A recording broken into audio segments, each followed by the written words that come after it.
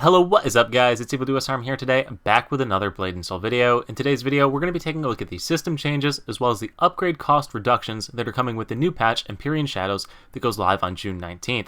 So if you watched my previous video, you know we have a big update coming that's releasing a lot of new content, and now we're getting a lot of different upgrade cost reductions, so really going to be a great patch for a new player, as well as a geared player, and even a player in the middle region. This is a great patch for everybody.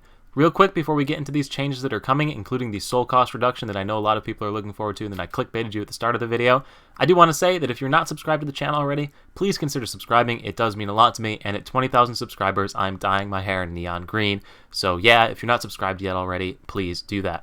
So anyway, the first big change that is coming with the Imperial Shadows update is going to be the change to the daily reward system, or the daily challenge system. So depending on how many tasks you complete during various times for the daily challenge, you'll get varying levels of rewards, with the highest tier being this daily challenge Splendor Stone chest. Inside of it, you can either pick an Ascension Stone or a Radiant Stone. This is a part of the Unity system. If you haven't been upgrading your Unity system or don't know what it is, I do have a video about this. Check it out on the channel. But anyway, for completing different dungeons, you get these items right here that you can pop into your character slot here and increase your overall stats. So this daily challenge is going to start rewarding you Unity Stones, which is a nice way to get them in a bit of an addition, as opposed to running cold storage over and over again. Next thing that's happening is that 3v3 PvP is being removed from the daily challenge list, and the PvP time slots are being reduced in the amount of time that you can play them. So 1v1 and 3v3 are getting a limit on the amount of time you can play it, as well as 6v6 PvP. So this is actually kind of interesting. I think they're just trying to make it so there's more people online playing it at the same time, rather than more stretched out, but I don't know how good of a change this is. But if you have your opinions on this, leave it in the comment section below. The next major system change as far as upgrades go is the addition of the weapon. So, the new raid weapon. So with the ET raid being out, we now are getting the last boss in that's going to give you the weapon material. That weapon material will allow you to upgrade your current Grand Celestial weapon into the new ET weapon, which is going to be called the Thornbreaker. So yeah, if you want to upgrade that further, if you're at the max tier of gear, you can go ahead and do that. Also, if you are already at the higher stages of gear, such as your Skyforge weapon or your Grand Celestial weapon, you're going to want to hold off on that because there are cost reductions coming. We'll get to those in a second. They have a whole spreadsheet that they put out. Link to this patch notes as well as the spreadsheet will be in the description below, so you can read through it at your leisure. I'm just going to give you the quick summary of it. If you do the new dungeon that's coming out, the new Heroic Dungeon, the Warp Citadel that we talked about in the last video, you're going to get the new belt item. It is the Imperial Belt. This Imperial Belt upgrades into the Impetus Belt or the Conflux Belt. So the Impetus Belt is part of the PvE set, the Imperial Drive, so if you have some of these other items in this list here, like the gloves or the bracelet, you'll want to get this belt to get the additional set bonus that gives you more stats. And likewise, if you're into PvP, the Conflux Belt will be yours to go with there. And now the big one that I clickbaited you on, we have the soul cost reductions, and these are some pretty sick cost reductions, let me tell you.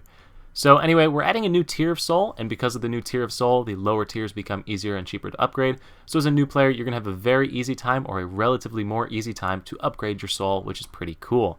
So with that said, we're going to hop on over into the spreadsheet. So this spreadsheet, this first tab of the spreadsheet, has all of the different soul cost reductions. So these cost reductions overall are pretty sick. The only one that I see that's an issue, that's not an actual reduction, it's more of just a linear change or a straight level change, is the Hung Moon Energy Stage 1 to Hung Moon Energy Stage 2, which actually correlates to stages 6 to 7 in game if you're going from Hung Moon 6 to Hung Moon 7 on your soul upgrade path.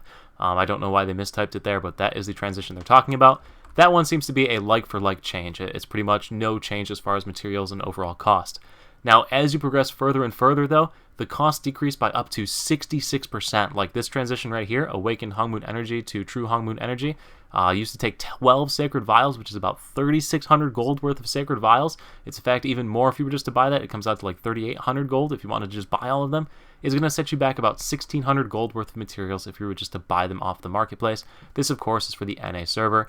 Likewise, all of these materials right here are completely farmable in-game. You probably have a boatload of them sitting around in your inventory already if you're a more experienced player. And if you're new to the game, you can farm these up relatively easy. It's not super easy, it's not like 5 minutes, but just generally playing the game, you're going to get these items instead of having to wait for events or to farm different dungeons to get the stuff you need for Sacred Vials. So a super awesome change, makes it a lot more accessible for a new player. Although it still is relatively expensive compared to other upgrades in this game, it just got a drop of 66% in some cases. And then going further down the list, you don't actually need a Sacred Vial anymore until you upgrade from Awakened Transcendent Cosmic to True Transcending or Cosmic Soul. So if we look at that on the tree, it's all the way up here, right before you get to the Dragon or Tiger stage. This stage that costs you 20 Sacred Vials right now is going to get dropped to 5. So a huge reduction in cost. And this reduction in cost continues to translate up, although it is not as sharp a reduction. It basically is just more of a redistribution of points, maybe saving you 800 goldish or so per upgrade. So not a huge upgrade savings, especially for the gear level you're going to be at.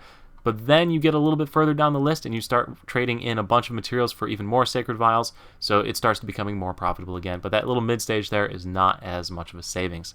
Anyway, overall, this is a huge reduction in the overall cost for upgrading the soul.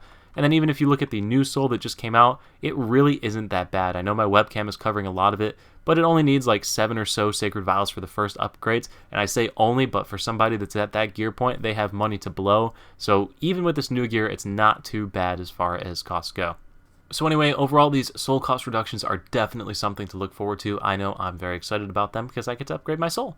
Anyway, the next thing I wanted to talk about and the last thing I want to touch on are the weapon upgrade cost reductions.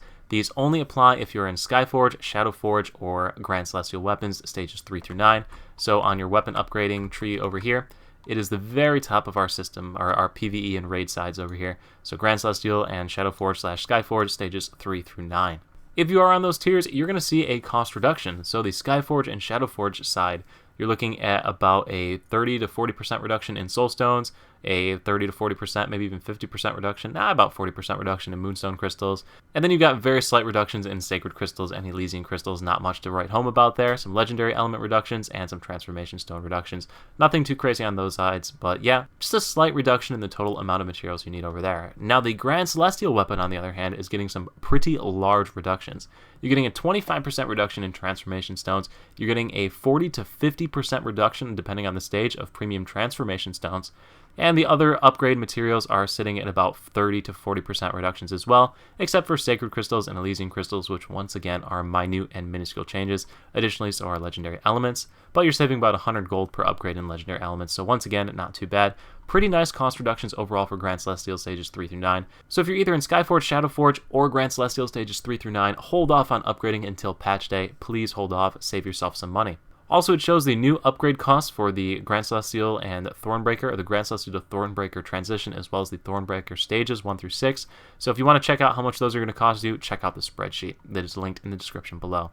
Anyway, guys, that is it for this video. I don't have any more information that's been available yet. Like I said, the video description below will contain the patch little brief that they put out that I went through on the video, as well as the Excel spreadsheet if you want to go ahead and scroll through that and see the different cost reductions.